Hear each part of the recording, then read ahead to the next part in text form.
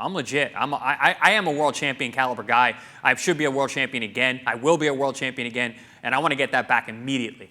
So I appreciate where he's coming from, and I think it's a very smart move on him and his team to put themselves back out there and look for the biggest fights possible.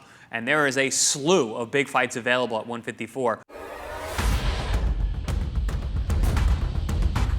Welcome, Fight Fan, to Boxing Scene's top stories here on ProBox TV, your boxing channel. I am George DeMatteis. Remember to download the app where apps are available to get the full ProBox TV experience, which includes the knowledge and the words of our great champions here on the network. We have Chris Algieri, and we got Paulie Malignaggi joining us here on Top Stories.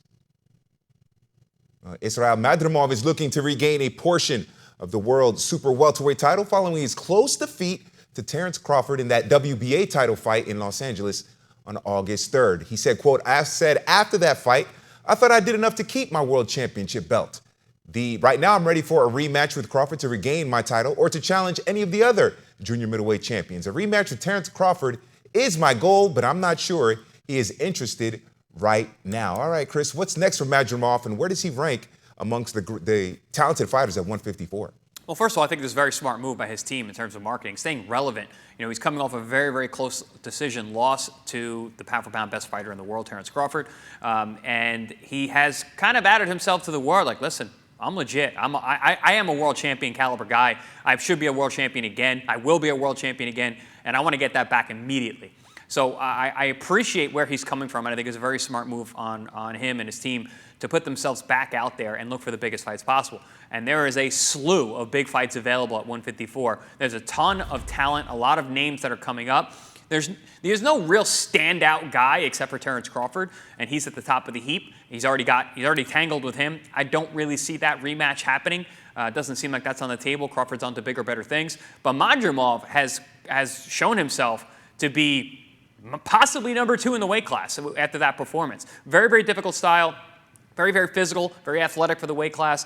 Switch hitter, smart, showed incredible boxing IQ. Even though he has the least amount of fights in the professional ranks compared to the other guys in the weight class, he obviously has the boxing IQ to make up for that based on his amateur pedigree and just what he was able to do with Crawford that night. But, I mean, I want to see him in with everybody. I think that he's worth it. I think he's worthy of these other top fights that are available. Make that money. Get other title shots. Again, he seems to be a little bit outside that circle because everyone seems to be pairing up with other dance partners. But it's smart of him not to be forgotten and staying relevant in the media by putting out a statement like this.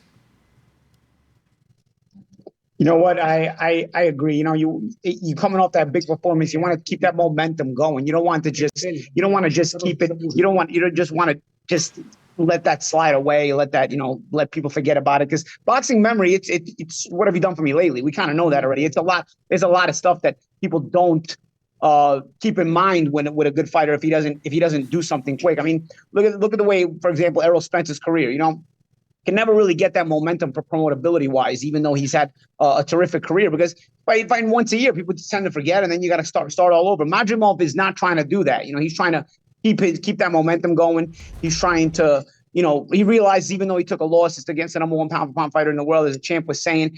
And, he's by saying he felt he should have kept his title. Yeah, you know what? There's an argument for a draw in that fight. In a close fight like that, the superstar is going to get the decision, and Crawford got the decision. But Madrimov fought really, really well. And it's another great point that, George, you made, that he's possibly the number 2 guy in the weight class. It's really interesting because it's such a good weight class. There's guys that losses here who are super, super good. Then there's undefeated guys like Virgil Ortiz who are super, super good. You have so many different ways you can go here with championship fighters, contenders, and even guys who are trying to enter into that top 10 like a Charles Conwell as well. So it's so many options here, so many ways you can go. And I think Madrimov, putting this statement out just makes people say, okay, because we're all talking about Crawford, right? Oh, is Crawford going to do this? Is Crawford going to do that? And Madrimov saying, hey, guys, don't forget about me. I had this really good performance. It wasn't exactly a cakewalk for Crawford. I'm here to stay, and I'm here to, capitalize on this performance, regardless of the result everyone gave me. I'm ready to fight more top guys. And you typically see that out of these guys. They turn pro ready to fight contenders very, very soon at these Easterners because they have fought at such an elite level in the amateurs. They don't really waste a lot of time building, so they go right a lot of times right into big contender or championship fights. And he's not looking to waste any time because they turn pro a little bit later at times because of the fact they've got so many amateur fights. He's not looking to waste any time. He's got these 9 fights where he's 8-1 now after the Crawford fight. Doesn't matter. He's been a world champion. He doesn't need to rebuild. He didn't really build up his career to begin with. He just went, pretty quickly into the big fights. And I think he's still showing that mettle that he wants to still compete at a high level. These guys, fighters like this are fun because they want to test themselves and they actually abide by it and don't just talk about it. Yeah, barring a rematch against Terence Crawford, the other champions at 154 are WBC, WBO belt holder Sebastian Fundora and the IBF title by Bakram Murtazaliev. So if he wants to get a piece of the super welterweight title, he might have to fight those two guys instead of trying to get a rematch for Crawford. But Fundora is mixed up in some other stuff that we spoke about earlier here on Top Stories. And we'd like to remind you to scan the QR code and also like and subscribe to our YouTube channel.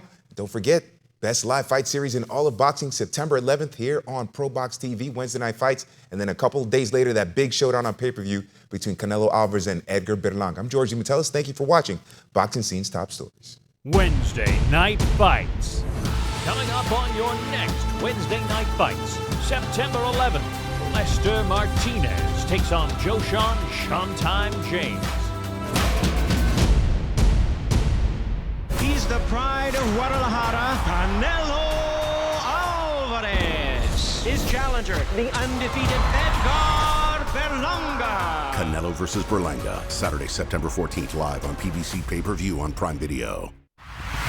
For more ProBox TV, scan the QR code on the screen or go to the App Store and Google Play. ProBox TV, your boxing channel.